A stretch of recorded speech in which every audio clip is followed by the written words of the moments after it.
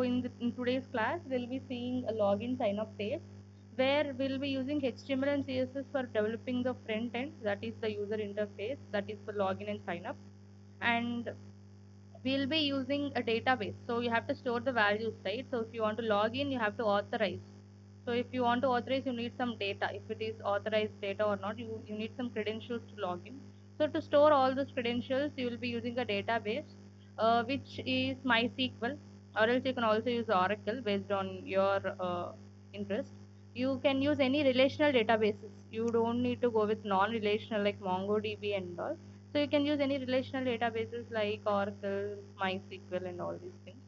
And in between that, you have to establish the connection between the front end and also with the database. So to establish the connection, you will be using PHP. And for PHP to execute, it requires a server. Okay, for that you will be using XAMPP server. And these are the things that we are going to do. Okay, so is that clear? Can we move forward with our today's class?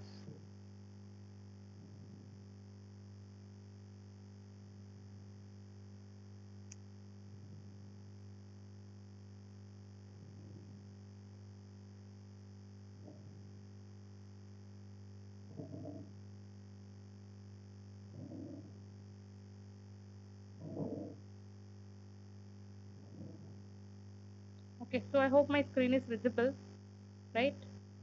Is everything clear? Can we move forward with today's class? You can just react with some emoji, okay, so that we can continue.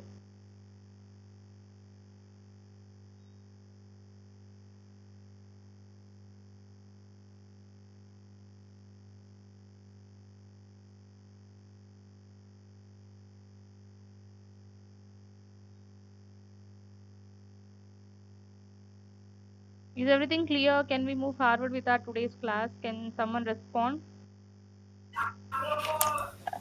Can you repeat one time, please? Okay.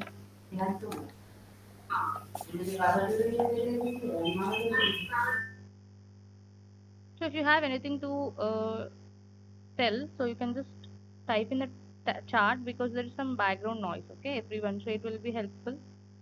So basically, whatever the thing that we have discussed so far is, so in today's task, we'll be developing a login sign up page.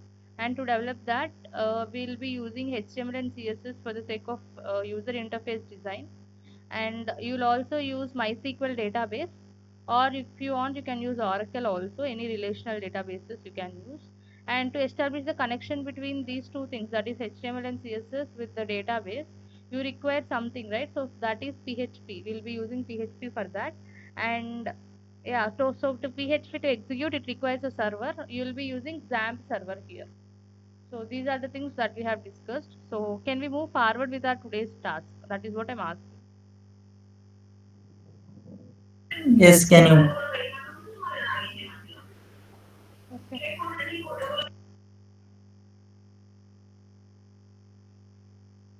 So yeah, so I have told you that it requires a server, right? So this is the server, which is XAMPP control panel.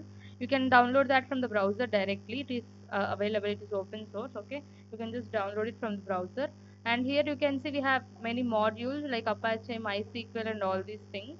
So you have to start these two things here. In the actions, you have to click on Apache server and also MySQL. And you have to wait for the port numbers. You will be getting the port numbers here. You have to wait until the port numbers are visible.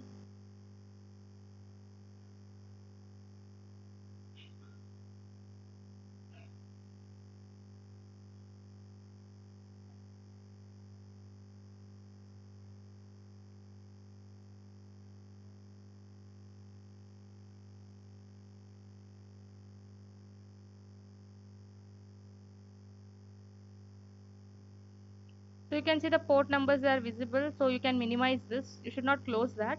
Once you start them, you have to minimize this, minimize the XAMPP server. And the second point that you need to remember is where to save your files. Okay, this is the first thing, that is you have to start these two things. And first, let me open MySQL also. Meanwhile, we'll discuss.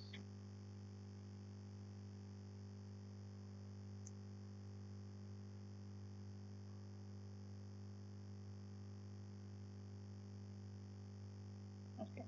So the first thing is about XAMPP server, and the second one is where to save your files. So you can't save your files like HTML and CSS wherever you want. You can't save them. So to save your files, you have to go to a specific folder, which is while you're installing a XAMPP, that is you will be installing from the browser, right? So it will be asking you for the location. So in my case, I have given C directory. So in my C drive, I will be having a folder called XAMPP, because while I'm installing XAMPP, I have given that location as my XAMPP folder. For that, I have given C drive. You can see you will be finding a folder called XAMPP here.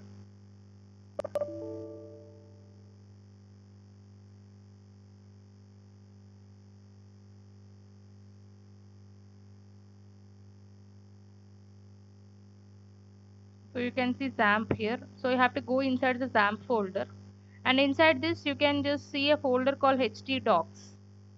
That is sixth from the top. You can just remember that htdocs. Inside the htdocs, you have to save your files. So whatever the files that you want, you can save them.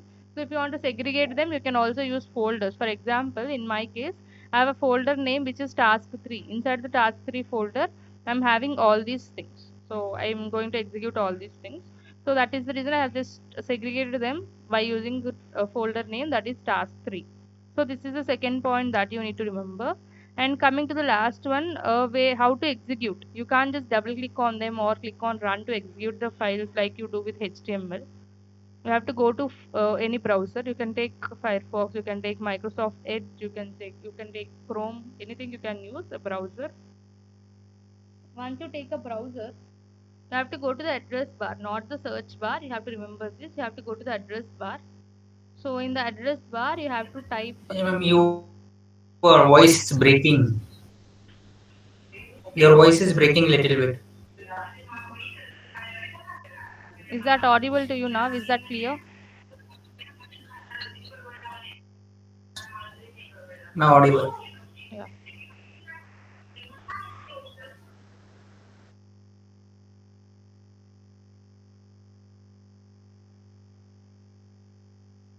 Yeah, so I have discussed about where to save your files, and the last one is how to execute. Okay, so you have to go to any browser. So inside the browser, you have to type localhost, which is our local server name. Localhost, for every system, it will be localhost only. So localhost slash followed by whatever is your folder. So I'm having a folder called task3, right? If I don't have any folder, if I am directly having a file, you can just give your file name. But in my case, I have a folder that is task3 slash followed by your file name, that is login.php. I click enter.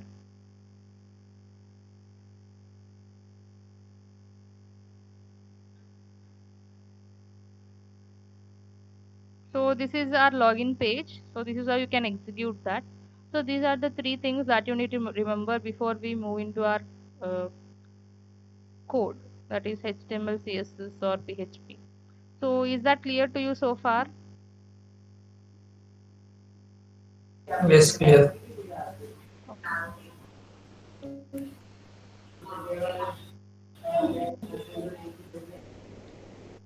First, we'll start with our login. We'll just see. So by seeing here itself, you can understand, right? So what are the things that you are using? We are having a header. In this task, we'll not be focusing more on HTML and CSS, because we have discussed about that in the previous class, right?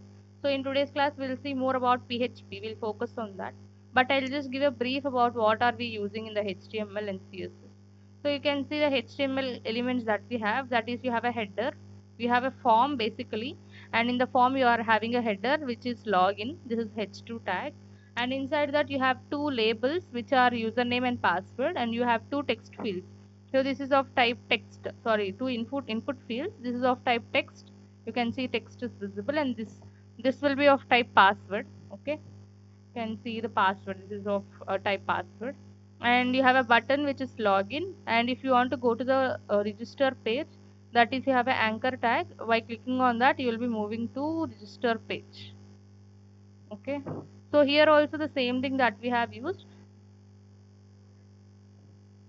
but the thing is we are using four input fields and four labels here. Instead of two things, we are having four. 2 is of type password and you have two text fields. So these two are of type text and these two are of type password. In the similar way, you have a button and you have a anchor tag. Okay, so even when we move to our code, here let me open this the editor.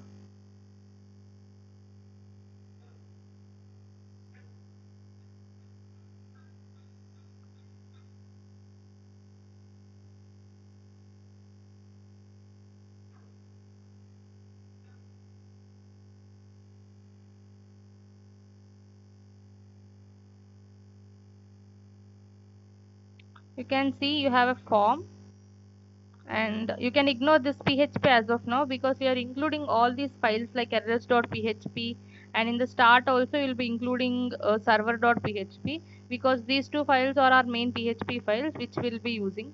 So that is the reason we are including them. You can just see you have a header which is login, you have form inside which you have two labels, two input fields. One is of type text, one is of type password. You have a button and an anchor tag. Okay, in the same way in the register also the same thing, but instead of two input fields and two labels, you have four input fields and four labels. That's all. That is the difference basically. Nothing, all the things are same. So this is about HTML and CSS. CSS anyway you are using a separate file. So that is external CSS. You can see that you are using a link tag and I'm just including the external CSS here. So yeah, so this is about HTML and CSS. We'll discuss about in detail in PHP pages, like servers.php and errors.php. We'll discuss about that now.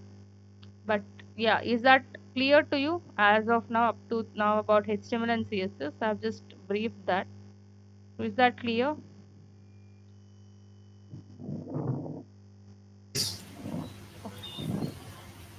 So yeah, give me a minute. I'll be just back.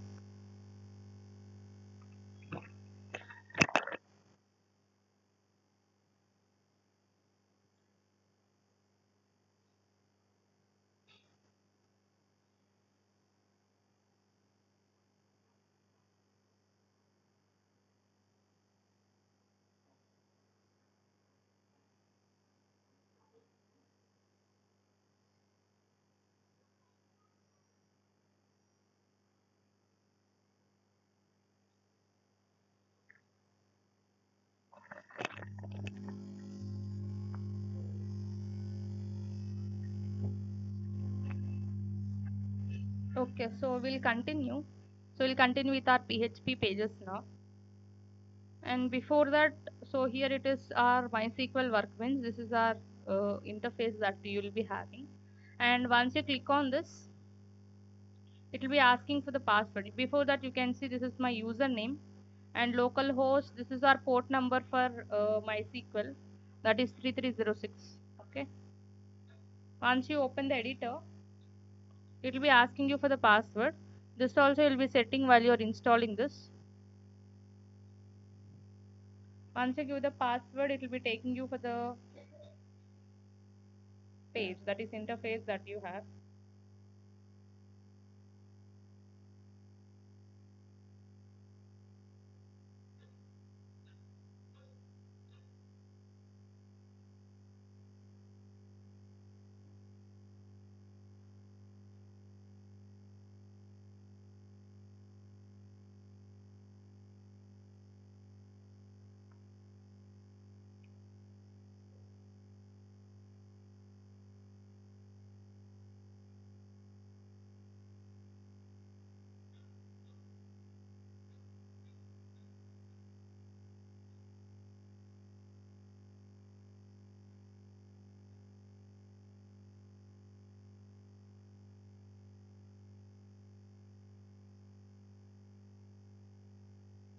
So this is our interface, and you have many databases here you can see.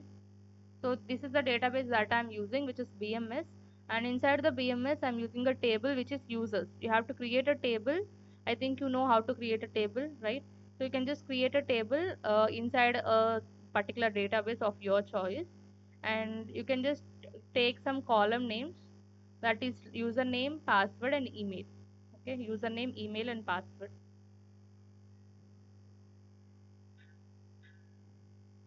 Okay, username, email, and password. So something like this. ID, you can just ignore that. That is not a problem. So these three things you can just take. So this is about SQL also. So now we'll move to our PHP part. That is, first we'll start with server.php, and after that we'll move forward with errors.php.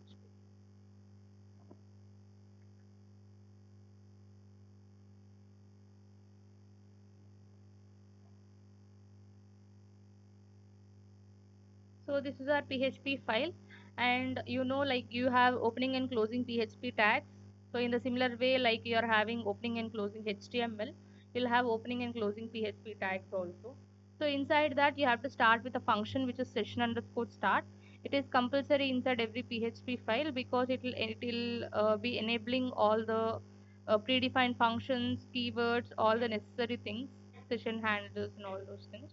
It will be enabling all those things. So that is the reason you have to use this function.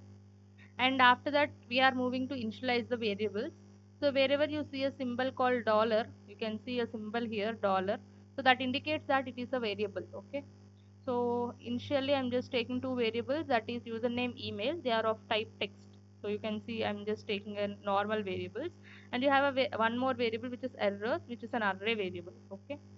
And after that I'm storing a database connection inside one variable again, that is $db, by using a function which is mysqli underscore connect. You have to pass four parameters for that, that is localhost, which is our server, followed by your username, that is root, in my case that is root, and followed by the password and the database name. So these are the four parameters that you need to pass for this mysqli underscore connect function. So you can see the four parameters, that is the local host, which is our local server, followed by username, password, and the database name. These are the four things that you need to pass. And now first we'll just consider about the registration of user. That is, if the user, if he is not presented in the database already, that means if he is a new user, then he will be going to the register page and he'll enter all his details, right? Once he enter all the details, then what should happen is the thing that we'll be doing now. Okay. First of all, I'm just taking dollar underscore post. So this one you have to pass a variable to dollar underscore post, that is called global variable. In this case, regular user is a global variable here. Okay. What this will be doing is, it will be acting as a temporary variable, and it will be getting all the data that is presented here. For example, if you give some username, right? This username, it is stored here in the regular user, and if it is set, then you'll move into the condition, right? So once you move inside the condition, I'm just storing that variable in username. In the similar way, again it will be getting email, and again it will store email here. In the similar way, password 1 and password 2, all the data that is presented in the output, that is in this form, you will be getting all those things and storing here in the individual variables by using this global variable. Okay. And in between you have a function which is mysqli underscore real escape string. This is because if you want to ignore some unnecessary characters like backslashes, colons, semicolons, and all those things, you will be using this mysqli real escape string. Okay. To that you are giving dollar underscore post of username. So you'll be bringing the username, right? You'll be just storing that username, and you'll be storing here in the dollar username. In the similar way, email, password 1 and password 2, all these things will be stored here. Okay. So is that clear to you up to now about this PHP page?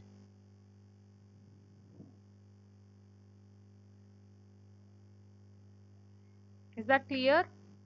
Or else if you're having any doubts, you can ask. Yes, yes, clear. Okay.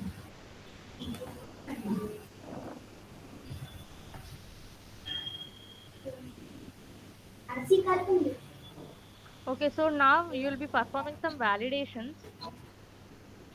Can you please mute yourself? Okay. So here, first we are doing some validations. We have got all the data that we have given, that the user is given, whatever is the user giving in the register page, you'll be getting all those things and storing here, right? Now, what are we doing? We are checking, right? We have to perform some validations. First, we'll be checking whether the username it is empty or not. In the similar way, email is empty or not. If username is empty, then you'll push into errors array. we are having an array variable, right? Errors. Into that array, you will be pushing username is required.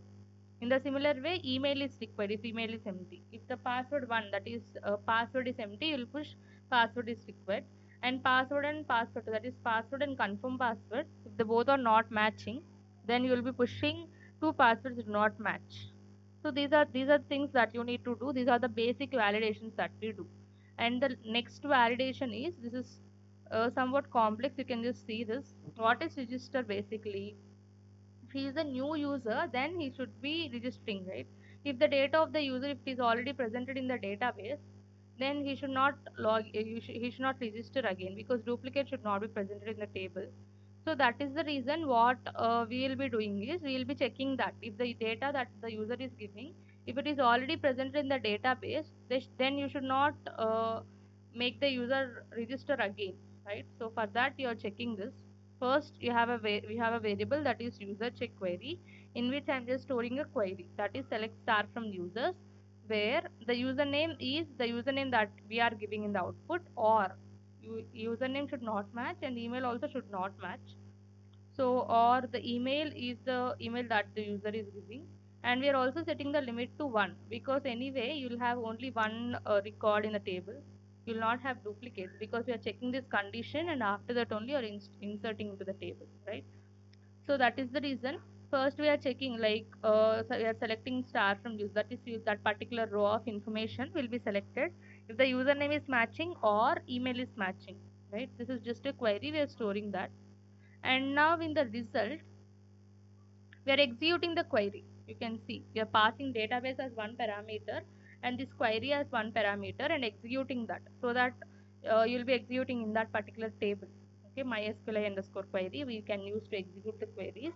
And now what you will be getting, if the user is already presented, that particular row of information you will be getting. But you can't compare whether the username is matching or email is matching. You can't tell that, right? So that is the reason I'm converting the row of information into array by using mysqli fetch assoc function.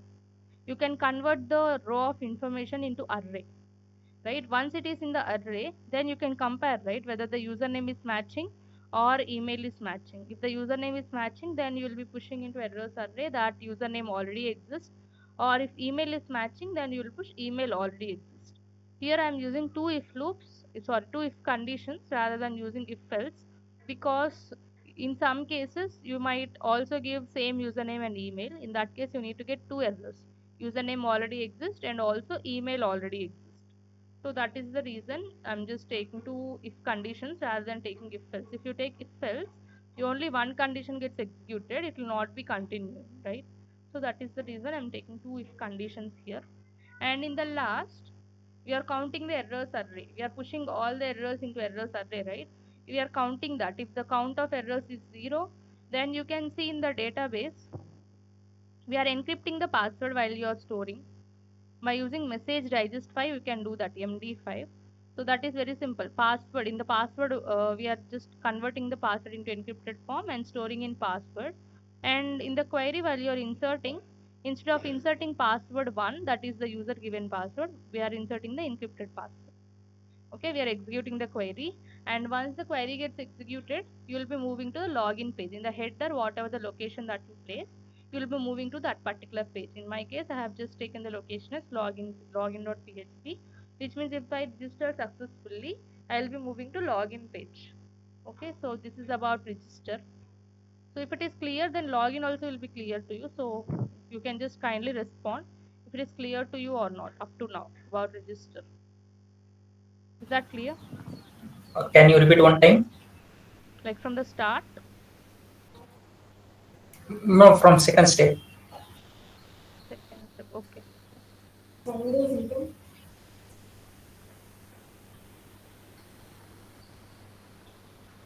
Yeah, final results. Okay, I'll just brief it anyway. So basically, we are just taking opening PHP tag, and after that, you have session underscore start, which is used for enabling all the predefined things in the PHP. And this here you are just initializing the variables. That means your when you see dollar, that means that it is a variable. Okay, you have two normal variables, one array variable and you have a database connection. I'm just using MySQL underscore connect, to which you have to pass 4 parameters, that is local server, username, password, and your database name. And once you pass, I'm using a global variable here, and I'm getting all the data from the form and storing in these variables. Okay, and now we are checking for the validations. Okay, so first I'm getting all the data, right? Now whatever the data that I give here whatever the data that I'm giving, all those things will be saved in this username, email, password 1 and password 2. Now I'm doing validations, like whether all the fields are filled or not. If I don't give any username, that is if username is empty, then I'm going to push into errors array. We'll discuss about errors array again, but as of now you can just remember errors array, into which you will push all the errors. Okay, how the errors are being displayed, we will see that again.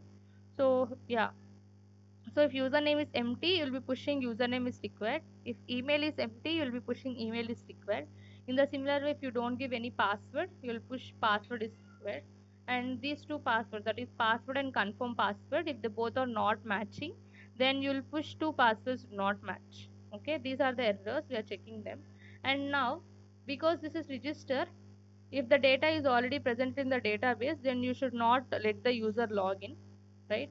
So if we are checking that if it is already presented or not, first of all, in this user check query, which is a variable, I'm just having a query here which is select star from users, where if the username that I give, if it is matching, or if the email is matching, that is if the username that I'm giving is already presented in the database, or if the email is already presented in the database. We are checking these two things. Or is also possible, and both the things are matching also, that will be possible.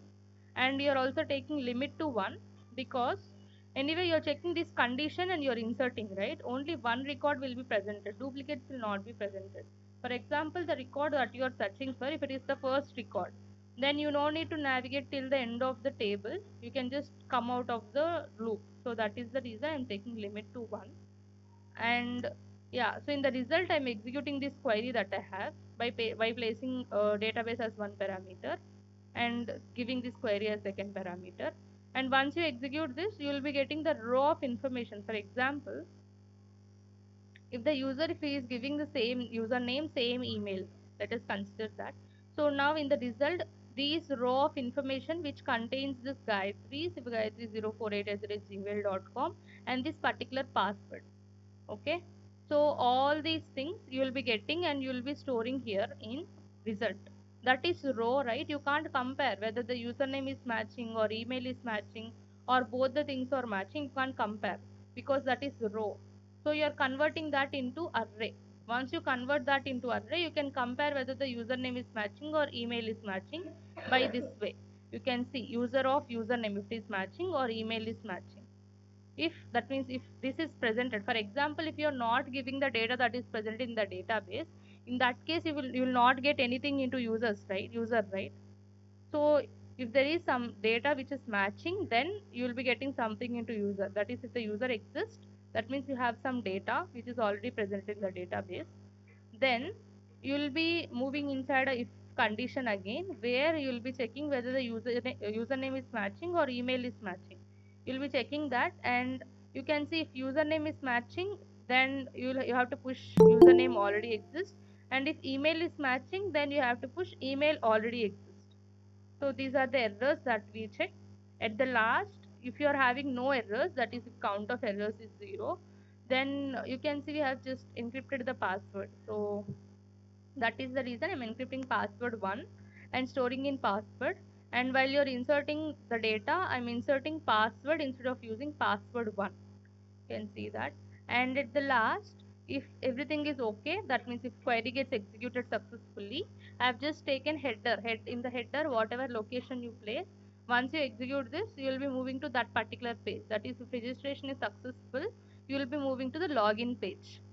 Okay, so this is what we have discussed so far. So yeah, is that clear? Yes, clear. Yeah, okay.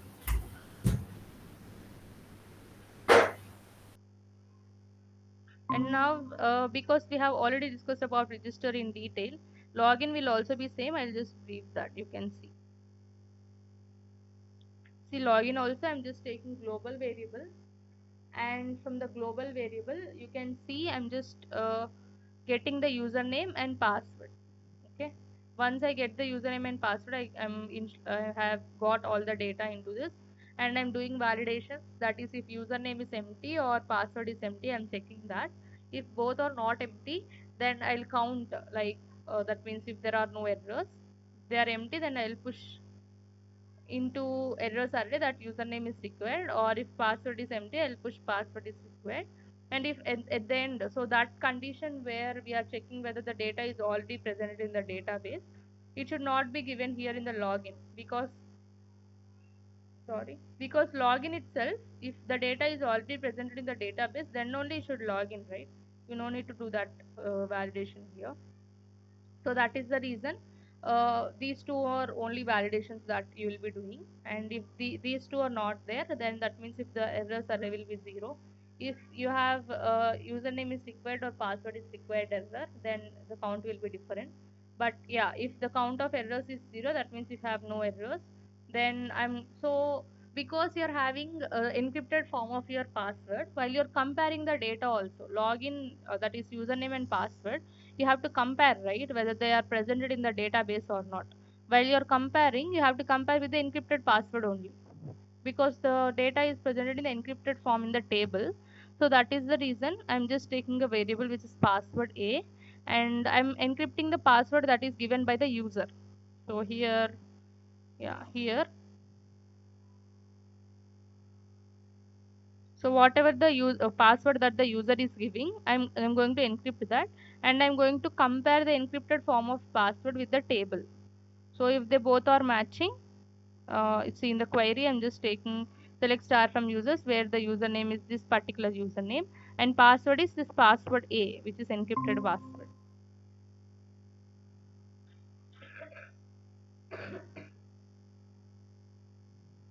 Password is this encrypted password, and yeah, so we are executing this. If you execute this, the number of rows that are selected is 1.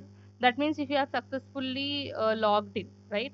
So because, for example, let me take an example here. So I have given this third row, lakshmi@gmail.com, and this password, which is normal form. Once I encrypt that, I will be getting these three things, right? Once I execute this, the number of rows selected will be 1. If I give something which is not presented in this table, then I will be getting 0, right? These are the only two possible conditions. So in our case, for example, let us consider you have given already presented things only. That means the number of rows will be 1. If it is 1, then I'll move to index.html, which is our first task. Or otherwise, if it is not 1, that is, if it might be 0. Though in that case, we'll be pushing into errors array that wrong username or password combination. So this is about login. The same thing. So you'll get the data from the database, perform validations, and at the last execute the query and go to whatever the things that you want. In the header, you'll be placing all those things. So yeah, is that clear to you about these two things, about register and login, how we are doing? Yes. Yes.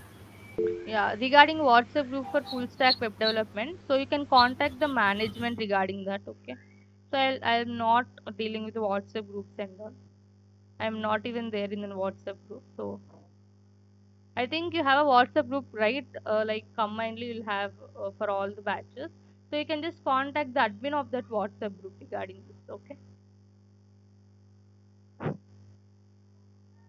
Someone has asked me.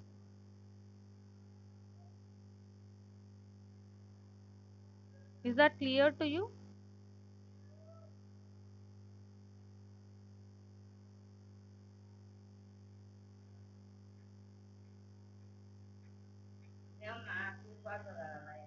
Is my voice audible to you?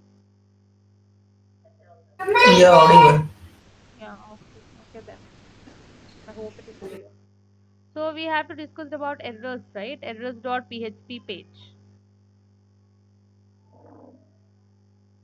That is the last file that we have. How the errors are being displayed? We have to display the errors that you have pushed into array, right?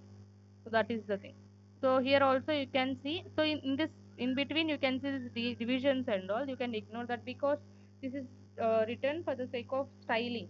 You have styled that in the CSS, right? So that is the reason. And yeah, so here first of all, this is similar to displaying the elements in the array.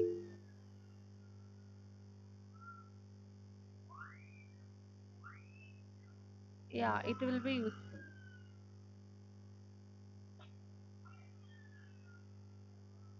Yeah, it will be useful, but I can't create the WhatsApp group, so you can just contact the management regarding that, so that it will be useful to you also. Okay.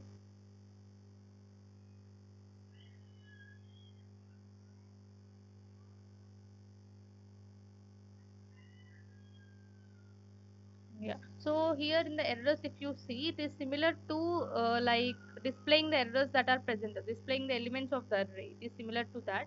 First of all, you are just checking whether the array is empty or not. First, in the count, you are just counting the errors array. If it is greater than zero, that means it will be having some errors, right? If it is less than zero that or equal to zero, that means you no need to display any errors. So first, you are using a condition where you are checking the count of errors array. If it is greater than 0, then you are having a for loop here by using which you can iterate. So errors is the array and error is the iterating variable, and echo is nothing but print. This is similar to by using a for loop you are displaying the elements of the array. So inside the array you'll have some elements, right? How you will display them by using for loop. For loop for I equal to 0, I less than the length of the array, I plus plus, you will be printing a of I, array of I, right?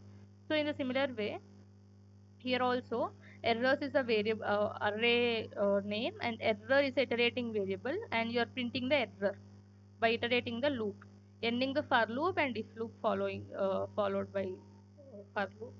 So yeah, so this is how you are displaying the errors. So is that clear to you up to now? So this is about the code. So if it is Yes. clear, we'll discuss about the output. Okay, okay then. So if it is clear, we'll move to the output. So first we'll start with sign up. Register page. Without giving anything, let me click on register. See, you have got the errors, right? Username is required, email is required, password is required. So all those things they are pushing into array, and you're displaying the array errors array.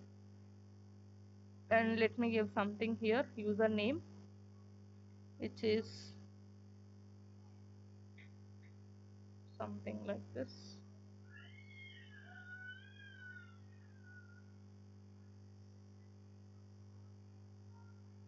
.com. Password.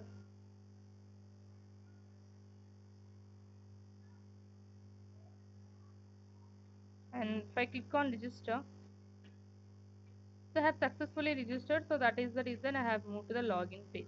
Here also in the similar way, if I click on login, you'll get the errors. And if I give something which is not presented in the database, then I'll get wrong username or password combination. And now if I give the correct one, sorry,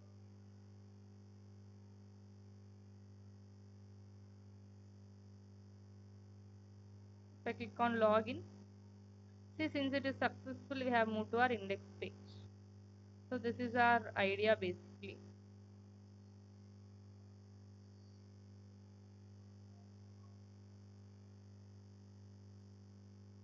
So this is the login page. And we have few more errors, that is if I give this data that is already presented. So I'm giving the same username, and I will also give same email.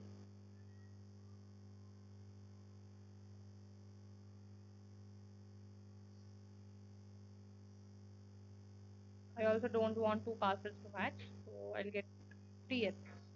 That is two passwords do not match, username already exists and email already exists. And to do the validation, let us go to the database and let us see whether that is added or not.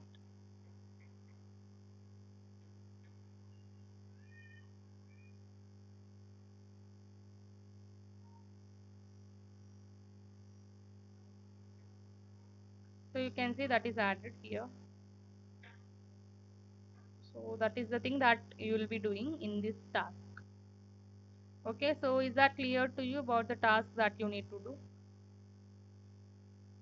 Clear. Yeah. So this is the task basically. So if you're having any doubts, you can ask me, or yeah, otherwise you can just take leave from today's class. If it is clear, then we'll discuss about the next task in our next class.